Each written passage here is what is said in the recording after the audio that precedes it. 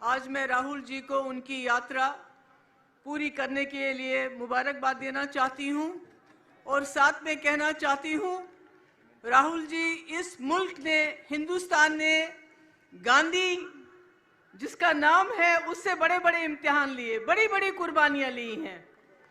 चाहे वो महात्मा गांधी जी हो जिन्होंने आज़ादी की लड़ाई लड़ने के बाद इस मुल्क की आत्मा को बचाने के लिए अपनी जान दी, चाहे आपकी दादी इंदिरा जी हो जिसने इस मुल्क के लिए आखिरी कतरा खून का दिया, चाहे आपके पिताजी राजीव गांधी जी हो जिन्होंने इस मुल्क को अपने खून से सींचा।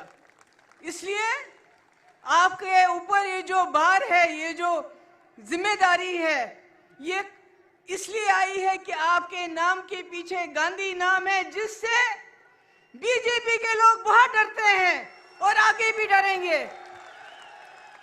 आज मैं देख रही हूं यहां हम अलग अलग सोच, अलग अलग विचार के लोग जमा हो गए हैं। यही हिंदुस्तान है, यही भारत है जहां अलग अलग सोच होती है। यही हमारे संविधान ने हमें इख्तियार दिया है, अधिकार दिया है कि हम सबको मिलजुल के रहने का। मगर आज मैं आपको एक संदेश देना चाहती हूं। इलेक्शन आने वाले हैं। संविधान का सबसे ताकतवर हथियार आपका वोट आपके हाथ में है। आपने एक वक्त था सबसे प्रिय प्रधानमंत्री जो मेरी नजर में थी, इंदिरा जी को, जिसने 10 साल की उम्र में आजादी की लड़ाई लड़ी, जिसने बांग्लादेश को आजाद किया, जिसने अपना आखिरी कतरा खून का इस भारत के लिए दिया, उसको भी अपने वोट से आपने बाहर कर दिया।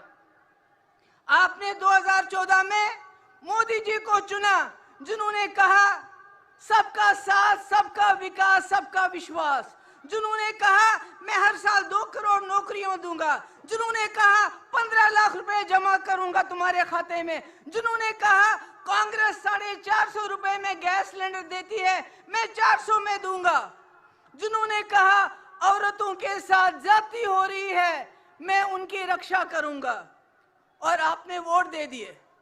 मगर 2019 में उन्होंने कुछ भी ऐसा काम नहीं किया और पुलवामा के शहीदों के नाम वोट मांगे, उन शहीदों के नाम जिनके लिए सतपाल मलिक साहब कहते हैं कि उनको उनकी लापरवाही की वजह से शहीद होना पड़ा। आपने फिर वोट दिए और आज 10 साल के बाद मोदी जी न 10 करोड़ नौकरियां, न 15 लाख जमा, न औरतों की सुरक्षा, न किसानों की डबल आयु, न एमएसपी, कुछ भी नहीं। मगर आप कहते हैं 400 पार।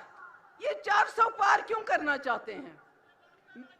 आप मेरी बात सुनिए, क्योंकि ये संविधान को बदलना चाहते हैं, आपके हाथ में से आपका वोट छीनना चाहते हैं, ताकि जिस वक्त आप लोग जाग जाओ, आप इनको बाहर करना चाहो, आपके वोट में वो ताकत नहीं रहेगी।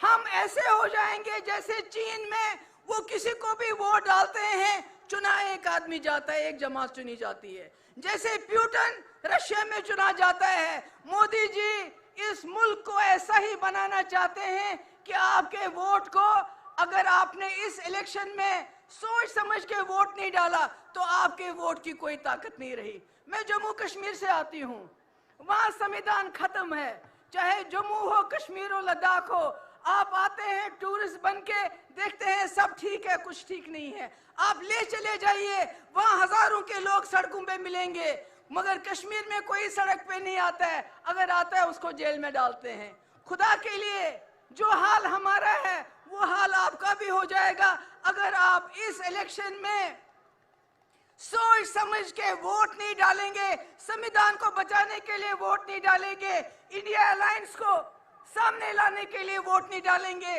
राहुल जी की कुर्बानियां, इनके खानदान की, इनकी फैमिली की कुर्बानियां, अगर आप उनको बचाने के लिए वोट नहीं डालेंगे तो आप भी नहीं बचेंगे। मैं आप सबकी बहुत शुक्रगुजार हूं। मुझे बताया गया 5 मिनट में बात खत्म करनी है। बहुत बहुत शुक्रिया।